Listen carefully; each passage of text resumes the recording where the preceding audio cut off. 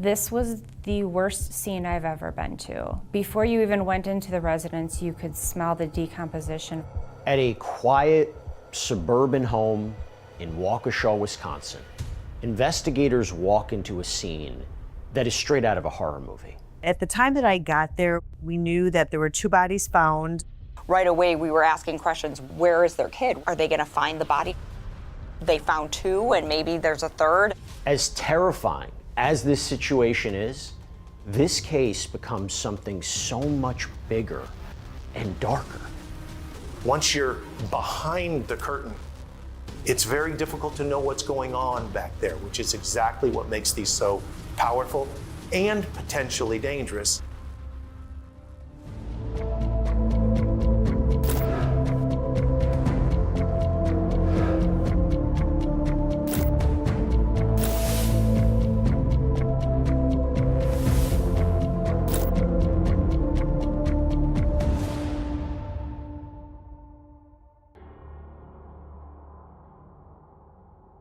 The start of this was really that there was a call that came in, and so that started the real what happened situation for us.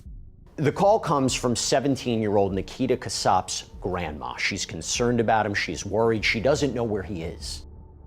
When Nikita's grandma reported that he wasn't attending school and that he was missing, we also received a report from the Waukesha School District on the same time. And so that's when we started kind of looking into what was going on. Nikita's grandma also tells police that she has this strange feeling about her son, Donald Mayer. This is Nikita's stepdad. Apparently, he wasn't feeling well. Donald has been texting her. She thinks he's acting a little weird, but there's no alarm. She thinks, okay, he's sick and he's acting kind of strange. My first involvement was February 28th, 2025. Waukesha County Sheriff's Department called me and told me a little bit about the facts. And from there, I headed out to the scene. This was the worst scene I've ever been to. Before you even went into the residence, you could smell the decomposition. Once investigators go inside, they find a house of horrors. Tatiana was shot multiple times. She had been covered up by numerous blankets and towels.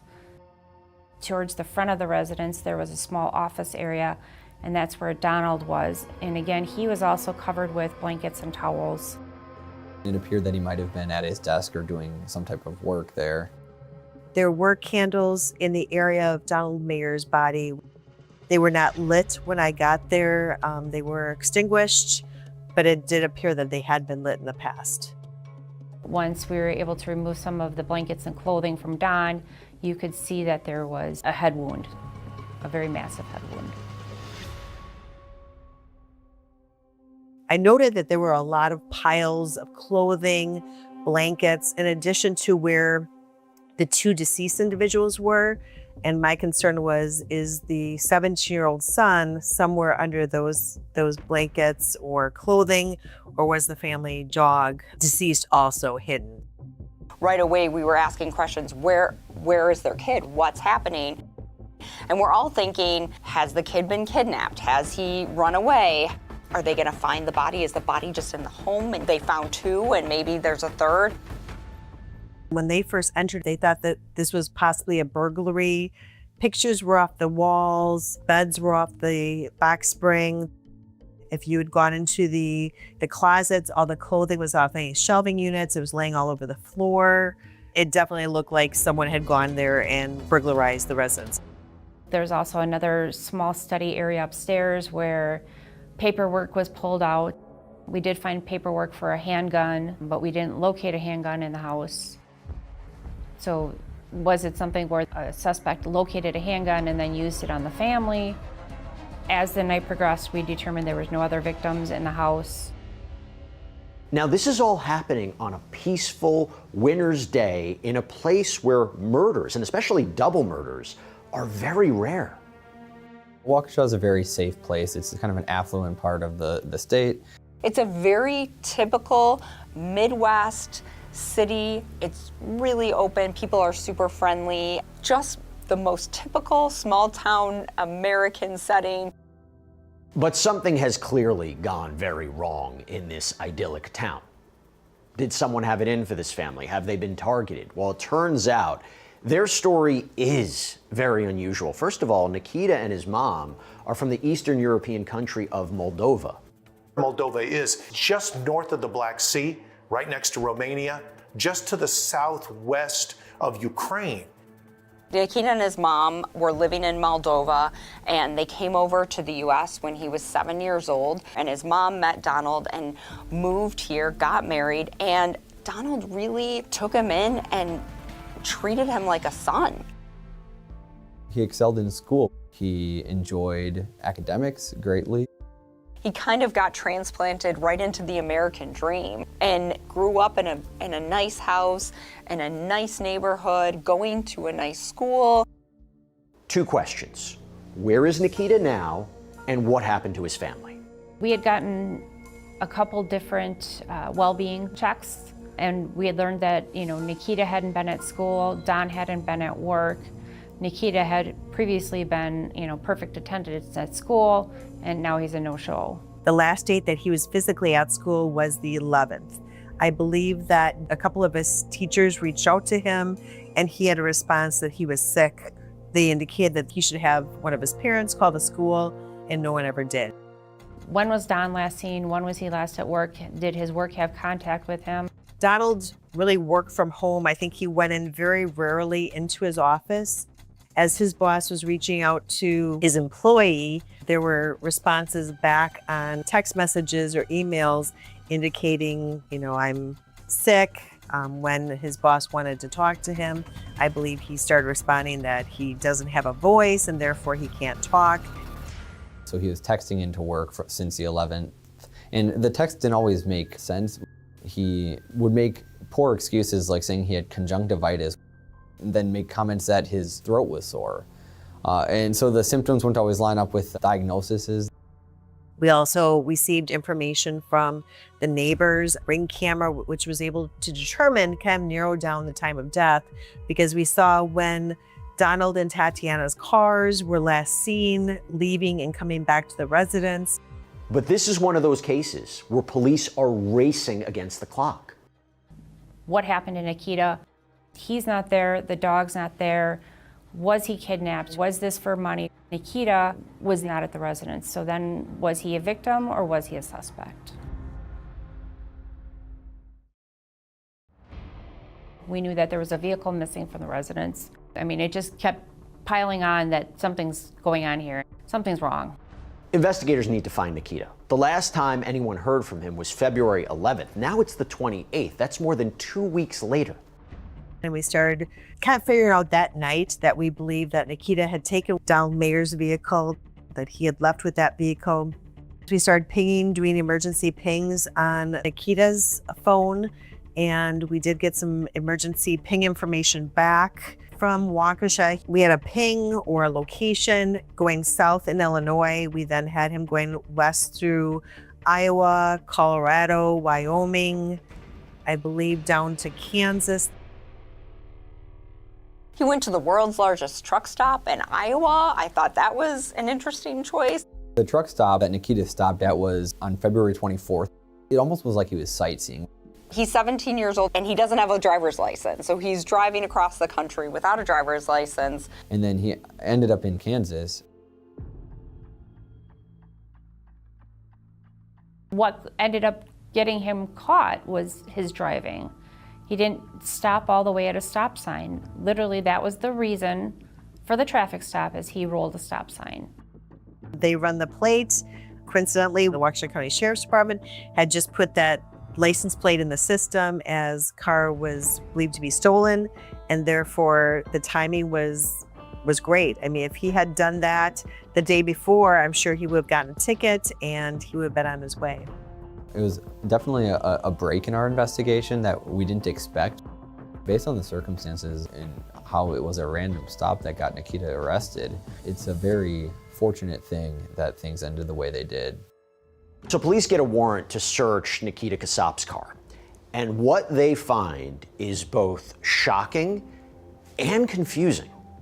There were some things that were found in the car when Nikita was stopped, including a .357 handgun, On top of that, there were clothing that smelled of the odor of decomposition.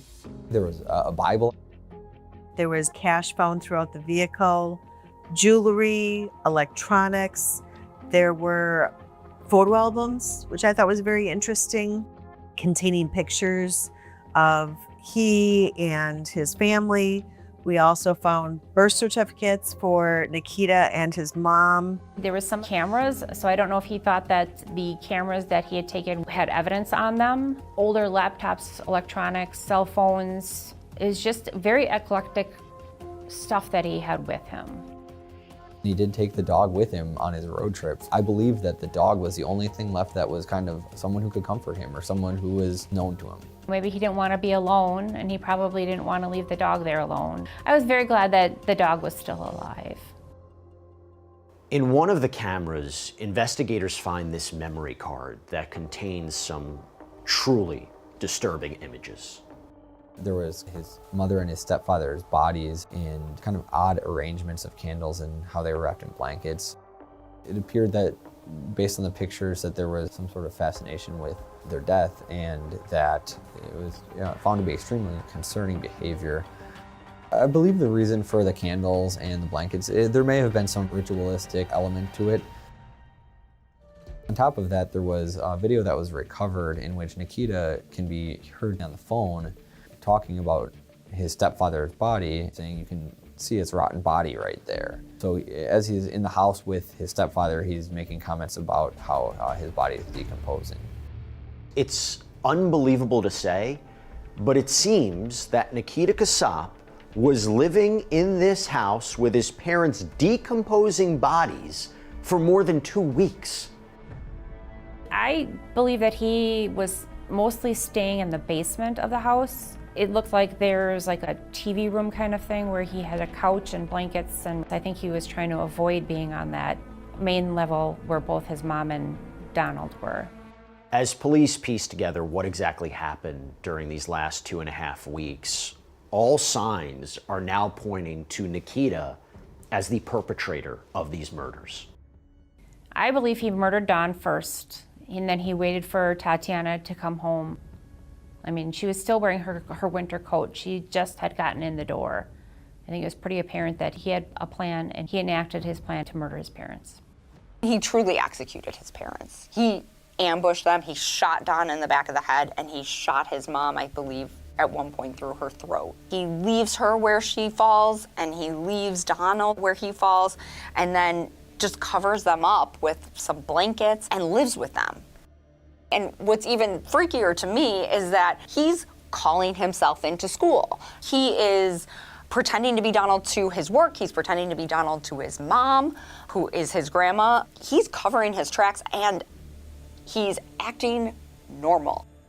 Nikita went grocery shopping. He went and bought fast food. He went to Culver's. He walked the dog. He took out the trash. He shoveled the driveway. He did all the kind of normal things that someone would do while living, but with his dead parents in the house. It wasn't that he just killed them and ran. He killed them and lived with them. And I don't know, walked over his mom every day, walked by Dawn every day, and they're dead. What's even more concerning is that what started with police thinking this was a burglar looking for loot actually seems to be Nikita working out a plan. We saw some money envelopes on the counter. So I think he knew that they kept cash around, and I think that's why he was looking through the house. I think he may have also been looking for valuables, including jewelry, and thought, I mean, a lot of people have safes behind their, large pictures. So we thought maybe that is why he took the pictures off the wall to see if there was anything behind it, possibly if anything was taped behind the pictures. That's what he was doing every day. He spent 2 weeks searching that house, tearing apart that house. He went through everything. And at that point, it goes into why. Why did he kill his mom and his stepdad? And that's kind of the onion of the whole thing, because it looks from the outside like it's going to be a cut and dry case. Look, as awful as it is to say, Nikita wouldn't be the first person to kill his parents. But detectives are about to learn that he has a plan that is destructive on a whole other level. He actually wanted to destabilize our government was his ultimate plan, and to assassinate the president and the vice president. I think he believed that plan was in the stages that it was ready for him to leave and ready to start trying to take action to make this plan happen. He needed a vehicle, he needed money, he needed to get away from them. If he stayed, there's no way that he'd be able to do what he was planning on doing. I ended up being sent down there on March 10th to pick up Nikita in Kansas. That's when I first had contact with Nikita. So since Nikita's arrest a couple weeks ago, he's been held at this juvenile security facility for evaluation. On the flight back, Nikita's demeanor was kind of bizarre for the circumstances. He didn't show any kind of emotion or concern. He just appeared to be there. He was calm. He was quiet. He would occasionally make just shallow jokes or engage in just small talk, but nothing that you would expect from someone who, knew that his life was changing significantly and he was now going back to Wisconsin to deal with these consequences of his actions. So you're born in Moldova in 2007. Mom is Tatiana. Yes. You came to the U.S. in 2017? Yes. Can you kind of talk me through that, how that came about?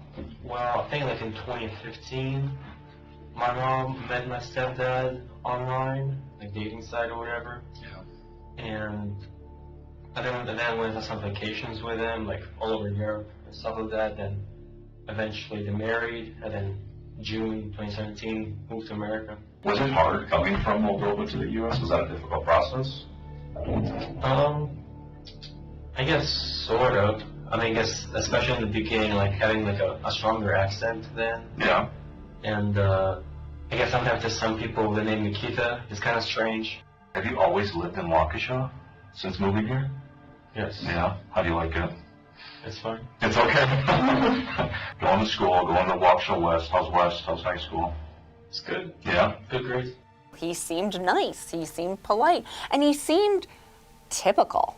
That's what was interesting. If you ran into Nikita, you would not say, oh, this is somebody I should be afraid of. It was the calmness, everything in that interview made me think like, oh my God, did you really murder your parents? Are there any clubs at school? Yeah. The environmental club, so basically like local community type of volunteering. Oh, okay. And FBLA. What's that? It's like, it stands for like Future Business Leaders of America. Oh, And okay. there's different like things you can choose, like different events or topics. And I choose cybersecurity one. There's like an exam you take, and there's like regionals and state and nationals. Oh, To the regionals, I got second place. okay. Well, cool. Congratulations. It's pretty good accomplishment. And I was in the process also of joining a National Honor Society as well. Grades are really good then, obviously? Okay. Where do you rank in the class, Third. That's pretty good. All right. What's the plans after high school? I was thinking Madison. I was thinking something STEM related, maybe engineering. He seemed to do well in school, and he got good grades, and he was even Student of the Month one time. It seemed to be the issue that when you started looking, there were no friends, and there were very few friends. For whatever reason, he wasn't connecting with people at school. And the key to figuring this all out is a classmate of Casap's who decides to speak to police. Now, something to note, this person is referred to as Witness A to protect their identity. Witness A was someone who had come into the investigation because Nikita had some sort of communication with her prior to killing his parents. That he might kill himself, and then in order to, not make his parents go through that, he would kill his parents first. When she would kind of confront him on that, he'd back off saying, well, I don't have a gun. I would never actually do it. And they asked her, how did he describe his upbringing? How did he describe his life, his house, his relationship with his mom and his stepdad? And he was very positive about it. Thought he had a wonderful childhood, believed that he had a good family, which again makes this even more shocking. A lot of his social time was online, and it caused kind of this interest in having some odd political views or concerning political views. looking up school shootings, looking up mass murders, looking up killers. There's a weird fascination that he really had with really dark, scary things.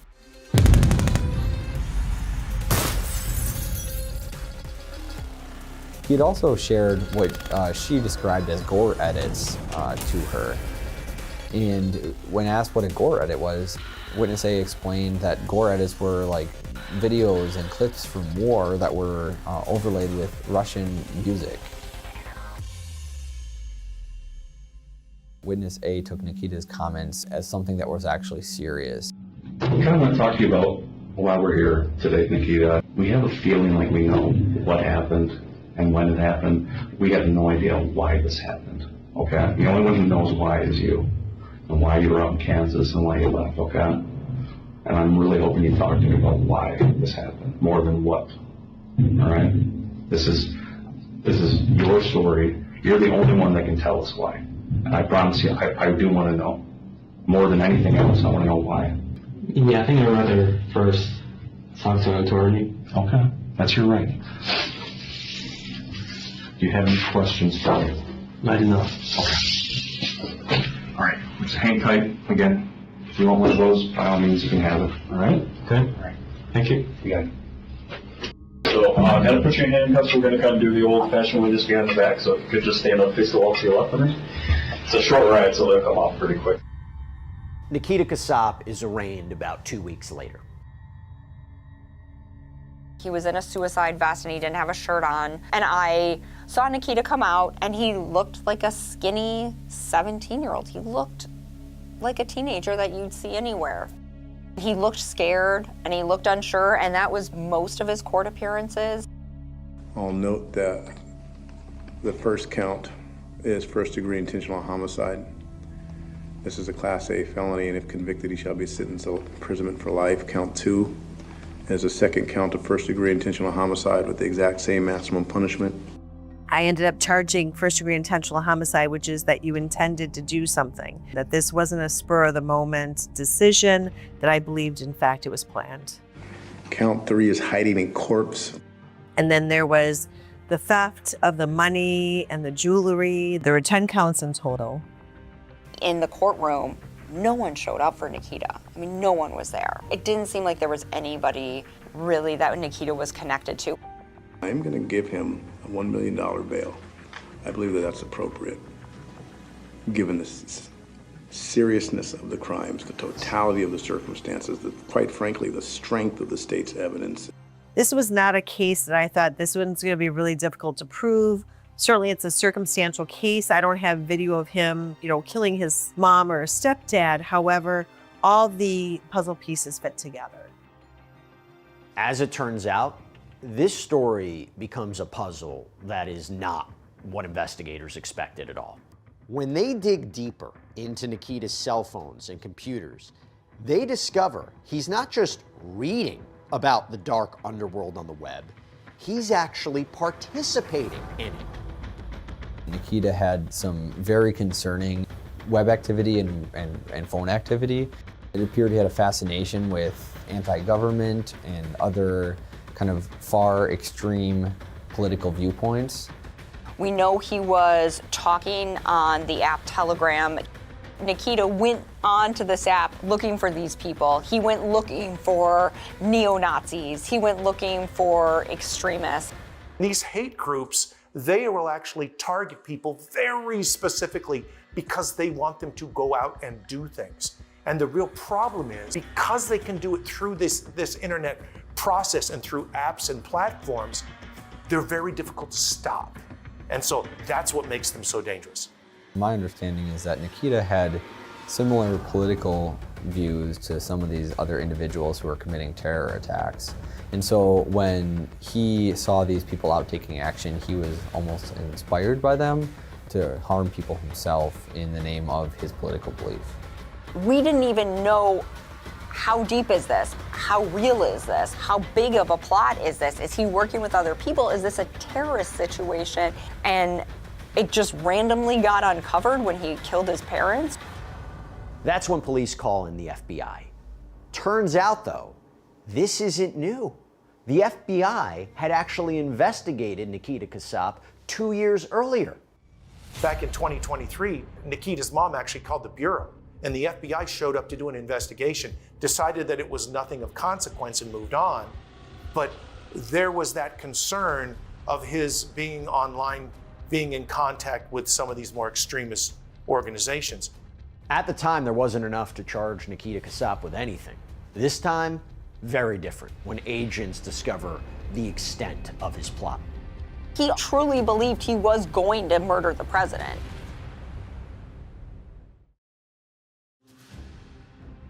The notion is I'm going to go get a drone and I'm going to somehow get close enough to the president and I'm going to drop some sort of an IED or a bomb. That whole strategy was his plan. I'm going to use a drone, I'm going to weaponize it, and somehow I'm going to be able to kill the president of the United States. He felt that by taking the president down, he could then push forward the collapse of society so that it could be rebuilt to better fit what his ideals were. He had become so radicalized that he believed the greater plan of, taking action against the government was more important than any individual life of someone that he may or may not have loved or, may or may not have cared for. So now all of a sudden, this isolated, very lonely young man has the potential of being in a group of 10, 20, 30 people. Now he has people who understand him. Now he has friends. Now he knows exactly where he's going, and that's what makes it so powerful. They're telling him all the things he wants to hear, offering him a life that he could have somewhere else, and they could be this group for him, this friendship and this thing that he's missing in his life. I believe that they made promises to him, like, come out here and, if you pay this kind of money, this is what we can get you. I think they also saw, we've got a kid here who we can take advantage of. He did provide them with some thousands of dollars. He has more than $14,000 in cash. He has jewelry, he has other valuables. And the question is, was this driven for just that purpose, to exploit this young man, just so they could take all of his assets? Certainly he was in these chat rooms in which people were talking about their hatred of the US government, but I believe it was him who decided that maybe I need to buy a drone and weaponize it so I can do this. But this assassination plot wasn't the end of Nikita's scheme. No, he actually gave some thought to what would happen next. After he completed his mission to try to kill the president, he had planned to lay low in Ukraine for an amount of time, for some years, and then eventually move on to other countries or to other things. He had this belief that he would be able to kind of fly under the radar as long as he hid for an amount of time. He was looking not to necessarily live in the US, but to do this, destabilize the country, and then move to Eastern Europe. He was looking for a place to kind of start over his life after he kind of destroyed the country. I really think in his mind, he thought he was going to end up in Ukraine and he'd be living a normal life.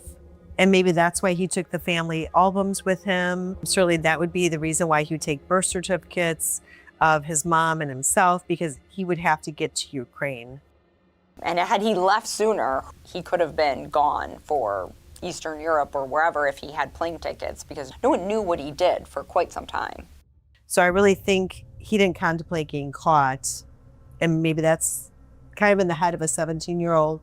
You think, oh, I can get away with this. This is shockingly, to me, half-baked, in the very same way that we're talking about him using a drone to kill the president of the United States. But you know what? One of the things about hate groups, extremist groups, is that they can miss a lot of times. They can fail a lot of times. They only need to succeed one time. It's interestingly disturbing, and as law enforcement, it's extremely concerning that an intelligent teenager can be radicalized to the point that they're taking this type of action to kill the people that they care about most. As the new year begins, Nikita Casap is awaiting his double murder trial. But then there's a court hearing, and something happens there that no one really saw coming. Good morning, everybody. The matter is here today for a change of plea hearing. I was advised that it was the intent of Mr. Casap to enter pleas of guilty or no contest to counts 1 and 2. And we're all like, what do you have to gain? Like, what are you doing? Why are you changing your plea? You could take it to trial and just see. Tell me if this is true. It says, I give up my right to a trial. True? Yes, Your Honor. All right, let's take a look at the charge against you, sir, or charges, I should say.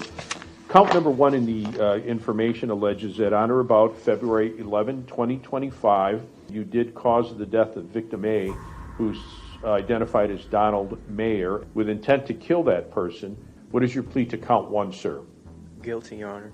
What I saw was a very robotic response when he was pleading guilty in this case. Yes, Your Honor. Yes, Your Honor. You could see his chair literally shaking. You could see that his knees must have just been shaking underneath the counsel table as he was trying to get this over with. Count number 2 says on the same date and location, February 11, 2025, at the address, you did cause the death of victim B, who's identified as Tatiana Casap, with intent to kill that person. What is your plea to that charge, sir? Guilty, Your Honor. All right. Did you commit these offenses? Yes, Your Honor. People want to know is why not take this to trial? Why did you plead it out? Actually, for us, our main goal was to have him accept responsibility for the 2 deaths in this matter. In consulting with the family, they were in agreement that this is a fair offer. I think it gives us a time period that we want for incarceration, so there's really no reason to put the family through a trial. Are you in any way surprised about Ms. Casap's decision to plead guilty? I guess I'm a little surprised. I mean, there's really no downside for him to take it to trial. But again, I think the courts look at the fact that someone takes responsibility for what they did, and I think that's a factor that they consider at sentencing. Pleading guilty to the 2 counts of intentional homicide also gives Nikita one distinct advantage. The state agrees to dismiss the other counts. So while there's no question that he is going to get 2 life sentences, the question of parole is still in play. I think his best chance of possibly getting a sentence in which he would be back in the community at some point was to accept responsibility, enter the plea, and hope that the judge makes that decision.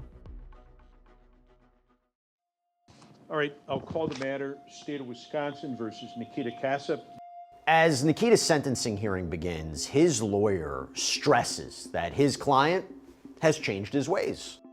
Just weeks after engaging with these online predators and committing the terrible acts that he had committed, Nikita Casap was sitting down with the FBI doing a voluntary interview to help them in any way that he could to catch the online predators. Within a month, he is sitting down with the good guys, trying to help them catch the bad guys. He did meet with federal officials to provide information to them about this. They did say that he was very cooperative during that interview. One of the things that a court can take into consideration at sentencing is you're accepting responsibility for your conduct. Therefore, it somewhat made sense that one may want to accept responsibility to at least argue there should be a possibility of release at some time in the future. But when friends and family deliver their statements about how the killings of Nikita's parents impacted their lives, Nikita's cause isn't looking as good. The step aunts and uncles and the grandparents, they were in court to blast him. They were in court to tell him, you destroyed our lives. I mean, they were not in court to support Nikita. No one was in court to support Nikita. We hear from Michael DeBona, a childhood friend of Donald Mayer, Nikita's stepdad. Don is my best friend. He was also a son, a brother, a husband, and a source of love, laughter, strength to everyone who knew him. His wife was his partner in life, someone he loved deeply and planned a future with. In a single act of unimaginable violence, the defendant erased not 1 life, but 2. I ask that the court fully recognize the gravity of what was done here, and not just the taking of 2 lives, but the destruction of everything those lives touch.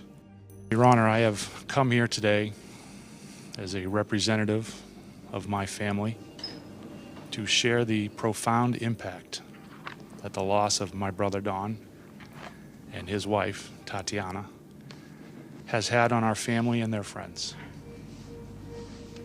Their lives were intentionally taken in an act of senseless and unforgivable violence. The manner in which Don and Tatiana were killed is something no family should ever have to endure. I believe a person capable of such betrayal and violence poses a continued danger to others. For the safety of the community and in honor of Don and Tatiana's lives, I ask that he be sentenced to spend the rest of his life in prison without any possibility of release. Then it's time for District Attorney Leslie Basie to make her case. This isn't a kid who just went off one night. He was mad at his parents. This was a kid who had it all. He had a loving home. He had good schooling. He had support. He went on vacations with his family. And do I believe that some of his researching of the internet caused him to start having strange ideas? I do. But it wasn't the internet that told him to come up with this plan. It was not the internet who told him that he should kill his parents. That was this defendant's decision. What he did showed a total disregard for human life. This shows an individual who does not deserve to ever be back in the community. So I'm asking the court to do the maximum penalty, life without the possibility of extended supervision, on each count consecutive to one another. From the defense perspective, they were arguing that these people got into his brain and that's why he did the things he did. This court can and should give strong consideration to the following reality. In February of 2025, when Nikita Casap committed these terrible crimes, he was a child. On the day that he committed these crimes, had Nikita Casap tried to enlist in the military or enter into a contract, had he tried to vote in an election or so much as buy a lottery ticket, the people in charge would have all given likely the same repudiation, get out of here, you're just a kid. Why do those protections exist? They exist because we know that children tend to be much more impulsive. We know that they are more vulnerable to outside influences and pressures. Their character is not as well formed or developed as those of an adult. Your Honor, our global recommendation for both counts is for the court to impose, obviously, the mandatory life with the possibility of extended supervision in 20 years. The defense memorandum had a lot of studies that were cited in terms of how susceptible kids can be. If they come from a different country, they don't have any friends, I think they're even more susceptible. And I believe all that to be true. I guess the part I could not make is the leap that he was having this communication with this person that was associated with a group, and that's why he killed his parents. And that was not a leap that was supported by any evidence. Before the judge officially sentences Nikita Casap, this teenage defendant addresses the court. Mr. Casap, what do you want to tell me?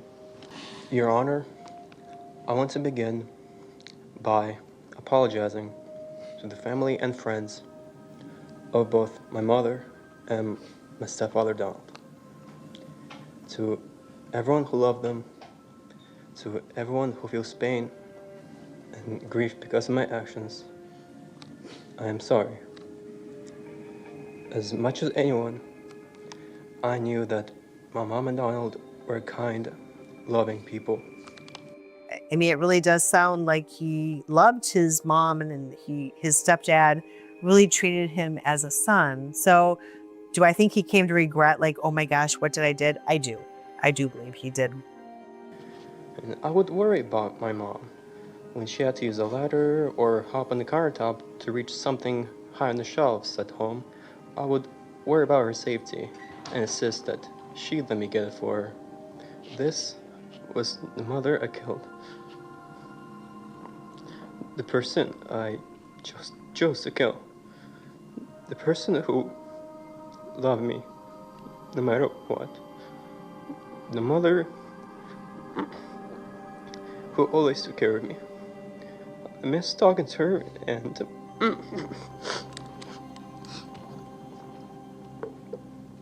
being with her. I think when I see tears like this, especially when you have young people, I think they're real. I mean, people want things to be logical. People want to believe that there's good on one side and there's evil and they don't bleed together. And yet you see a boy who's crying about the death of his mother that was caused by his own hands. Some things truly are irreconcilable. There is no excuse for what I did. The truth is I became obsessed with hateful thoughts and feelings. I felt like the world was a sick, evil place, and that my extreme actions to try to change it were justified. I thought I was part of a revolution, part of a war, and I told myself the bad things have to happen in war. I could not blame the videos, propaganda, and people that inspired my actions, because I had the ability to choose right instead of wrong. I am very sorry for what I have done. I'm not immune to the fact that I have a very young man here, and that whatever decision I make is a decision that is going to affect that young man for the rest of his life. I have no choice but to impose 2 life sentences. But this court can set an eligibility date for extended supervision at least 20 years in the future, or I can choose to find that the person is not eligible for release to extended supervision. There was a lot of talk about, could he be rehabilitated? He's 17. Could he become somebody that we could let out into society 60 years from now? Could he have a chance at parole? As I look at, like a pros and cons, what are the pros about Nikita Casap? He's taken responsibility for what he did. But I weigh that as to the horrific, terrible, inexplicable, not understandable acts that he involved himself in. So what do I do with Nikita Casap? Now I weigh these things and I'm led to the determination that I choose to find that he's not eligible for release to extended supervision, because I don't know, given the nature of these acts, I do not know, given what occurred here, when and if and whether a profound and significant change can occur. So what the judge did is he did give him life without the possibility of parole, which will mean he will spend the rest of his life in prison. I think the sentence is appropriate. This was a planned out, well thought about, and it wasn't an act of passion. He made a conscious decision to kill people that he cared about to further a political terror attack, essentially. I believe that someone who is willing to take that type of violent steps is a very dangerous person, and I think that letting him out at any point in his life would have been very dangerous for the community and wrong.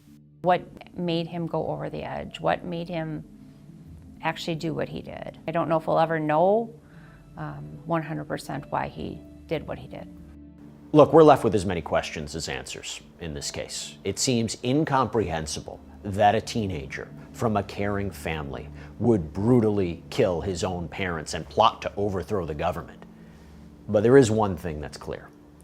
This is a cautionary tale for parents out there who are concerned about what their teens do online. What I think that the takeaway should be is the internet can be a very dark and dangerous place and can be a very sinister place. When you're talking to somebody on the internet, it may not be your friend. It may be a 46-year-old extremist man somewhere in Eastern Europe.